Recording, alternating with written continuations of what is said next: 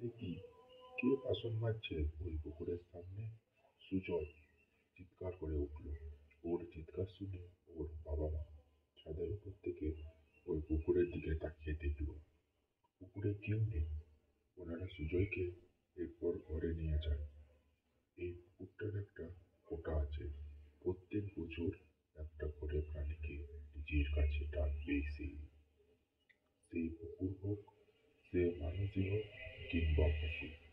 লোকমুখে প্রচলিত আছে ওই পুকুরটা যেদিন কাটা হয়েছিল তখন 1990 সাল। চারিদিকে জঙ্গল আর জঙ্গল, খুন খারাপি লেগেই থাকতো। এই পুকুরের নিচে এক পাগলি বুড়িকে খুন করে পুঁতে রাখা হয়েছিল। শুধু পাগলি বুড়িকে নয়, আরো অনেক লোকের দেহ পুঁতে রাখা হয়েছিল, কিন্তু ওই পাগলি বুড়ির কারো ক্ষতি করতো না। সেই পাগলি বুড়িকে অনেকেই দেখেছে, তবে ওই পাগলি বুড়ি যাকে তাকে দেখা যায় না। যখন কারো খারাপ সময় থাকে কিংবা যখন কারো ভালো সময় আসে তখনই দেখা পাওয়া যায় ওই বুড়ির। না জানি আমার ছেলে কেন দেখতে পেল ওই বুড়িকে। সুজয়ের বাবা ফিসফিস করে সুজয়ের মাকে বলল, কি জানি বাবা, আজকাল গভীর রাতে কুকুরগুলো ডাকতে থাকে প্রচন্ড। এই পুকুরের সামনে গোল হয়ে দাঁড়িয়ে বলল সুজয়ের মা। রাত অনেক হলো, শুয়ে পড়ো। হুম, তুমি যাও, আমি আসছি। ফিসফিসিয়ে উত্তর দিল সুজয়ের মা। পুকুরটা একেবারে শান্ত। এই পুকুরের কাছে অনেকেই অনেক কিছু দেখেছে, কিন্তু সেই সব অলৌকিক জিনিস কারুর কোনো ক্ষতি করেনি। হঠাৎ এই শান্ত পুকুরটা প্রচন্ড ক্ষিপ্ত হয়ে উঠল 1 মাসের ভেতর। কিভাবে ক্ষিপ্ত হলো পুকুরটা, সেই কারণ অজানা সকলের। তবে আজকাল ওই পুকুরটার আশেপাশে কারো বাড়িতে সদ্যোজাত পুত্র সন্তান জন্ম নিলে সেই সন্তান যে কিভাবে নিখোঁজ হয়ে যায় তা বোঝা বড় দায়। শুধু কি তাই, আশেপাশে যত বাড়িঘর ছিল সেই বাড়িঘরগুলো থেকে মুরগি, ছাগল অদ্ভুতভাবে নিখোঁজ হতে শুরু করলো। কিন্তু কোথায় যে যায় তা ক্রমশ রহস্য হতে থাকলো।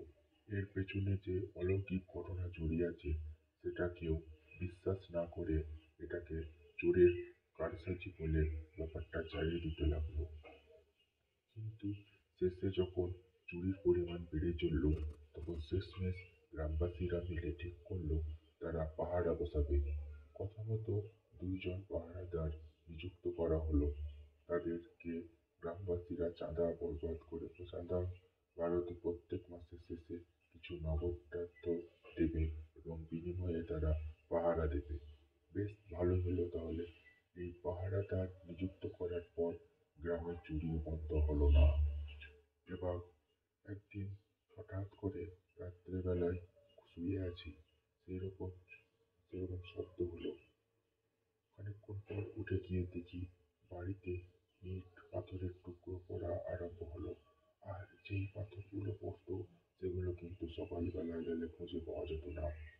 কিন্তু আশ্চর্যের বিষয় হলো এটাই যে যেদিন থেকে পাথরের উপদ্রব শুরু হয়েছিল তার পরের দিন থেকে ওই পুকুর পাড়ের আশেপাশে অনেক বড় বড় পাথরের খোয়া পড়ে থাকতো।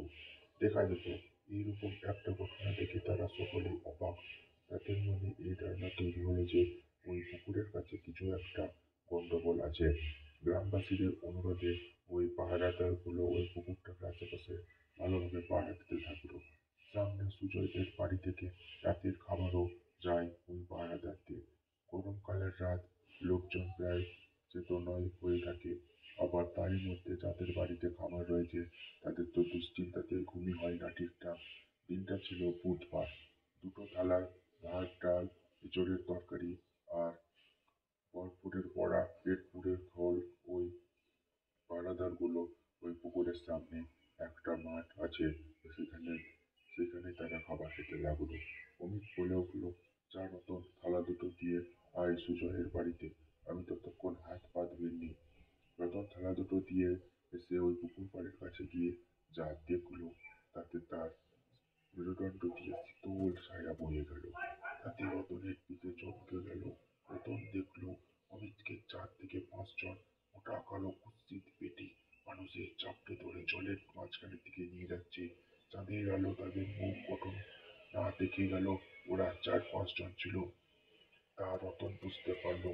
রতন একটা চিৎকার করে উঠলো। ওর চিৎকার শুনে আশেপাশের বাড়ির লোকেরা দৌড়ে আসে। তারাও দেখলো এই দৃশ্য। পরের দিন সকালে অমিতের লাশ ভেসে উঠলো। গ্রামবাসীরা তো জলে নামতে পর্যন্ত পারলো না।